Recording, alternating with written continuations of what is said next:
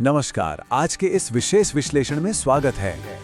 आज हम बात करेंगे संस्कृत के डिजिटल पुनर्जन्म के बारे में। आज के इस विश्लेषण में हम डॉक्टर बिपिन झा के कई दशकों के कार्यों पर नजर डालेंगे। उनके प्रयास असल में प्राचीन विरासत और आधुनिक तकनीक के बीच एक बहुत ही कमाल का समन्वय हमारे सामने पेश करते हैं।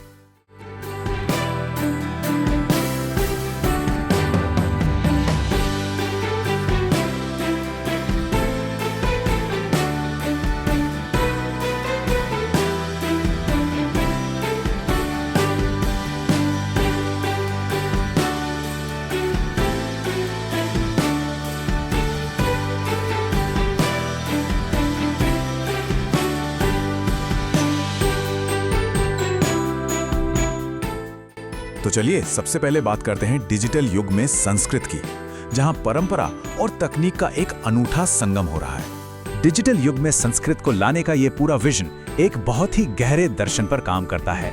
इसका असली मकसद संस्कृत भाषा और उसकी विशाल विरासत को किसी एक समुदाय तक सीमित न रखकर उसे पूरी दुनिया के लिए एक जगह पर उपलब्ध कराना है। प्राचीन ज्ञान को ग्लोबल बनाने का ये एक बेहतरीन प्लेटफॉर्म है। इन डिजिटल संस्कृत कार्यों के पीछे कुछ बहुत ही स्पष्ट लक्ष्य रखे गए और सबसे खास बात यह है कि संस्कृत के वैज्ञानिक वैभव को विश्व स्तर पर प्रस्तुत करने का प्रयास किया जा रहा है, ताकि इस महान शास्त्रीय परंपरा को हमेशा के लिए सुरक्षित रखा जा सके। अब आगे बढ़ते हैं और देखते हैं संस्कृत इंटरनेट इतिहास के कुछ अग्रणी डिजिटल मील के पत्थर। कोई भी बड़ी क्रांति रातों रात नहीं होती है ना। ये क्रमिक विकास वाकई बहुत कुछ बयां करता है। साल 2000 से 2005 के बीच प्रारंभिक संस्कृत अभिव्यक्ति कार्यक्रमों से इसकी नींव रखी गई। फिर 2007 में एक बड़ी छलांग लगी जब इंटरनेट पर पहला संस्कृत ऑडियो विजुअल ब्लॉग बना।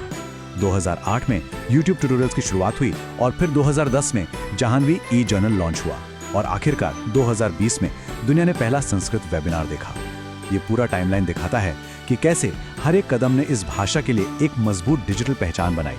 संस्कृत में करें ब्लॉगिंग, ये इस बात का पक्का सबूत है कि इन शुरुआती डिजिटल प्रयासों को केवल कुछ विद्वानों तक ही सीमित नहीं रखा गया। जब एक आम अखबार अपने पाठकों को संस्कृत में ब्लॉगिंग करने के लिए प्रेरित करता है, तो ये साफ हो जाता है कि ये प्रयास समाज की मुख्य धारा में अपनी गहरी जगह बना रहे थे। और फिर आता है 11 अप्रैल 2020 का वो ऐतिहासिक दिन। जरा सोचिए, ये वो समय था जब पूरी दुनिया महामारी के कारण घरों में कैद थी, लेकिन डिजिटल दुनिया में संस्कृत एक नया इतिहास रच रही थी। ये विश्व के पहले संस्कृत वेबिनार का आयोजन था। डिजिटल दुनिया में विद्वानों के एक साथ आने की ये एक बहुत बड़ी घटना थी। और सबसे अच्छी बात ये रही कि इस वेबिनार की सभी रिकॉर्डिंग्स को इंटरनेट पर हमेशा के लिए खुले तौर पर उपलब्ध करा दिया गया। आइए अब बात करते हैं सुलभ वैश्विक संसाधन बनाने की और कैसे इस शास्त्रीय ज्ञान को पूरी दुनिया तक पहुंचाया जा रहा है।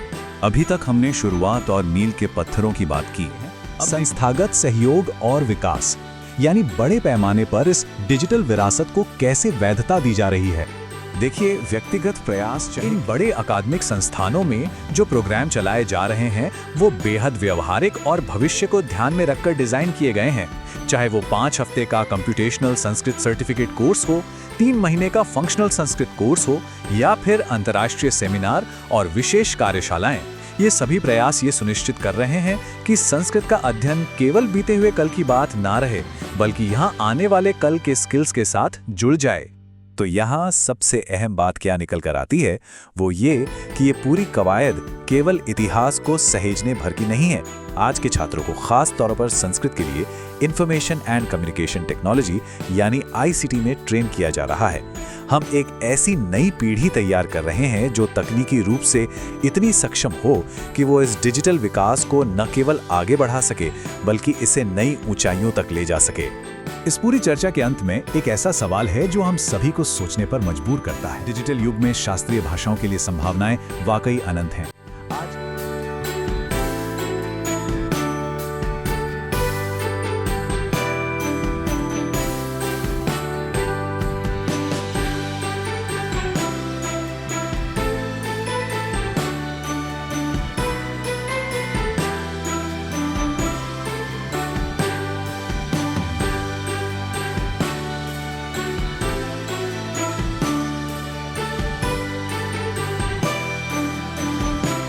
आज के इस विश्लेषण में जुड़ने के लिए बहुत बहुत धन्यवाद।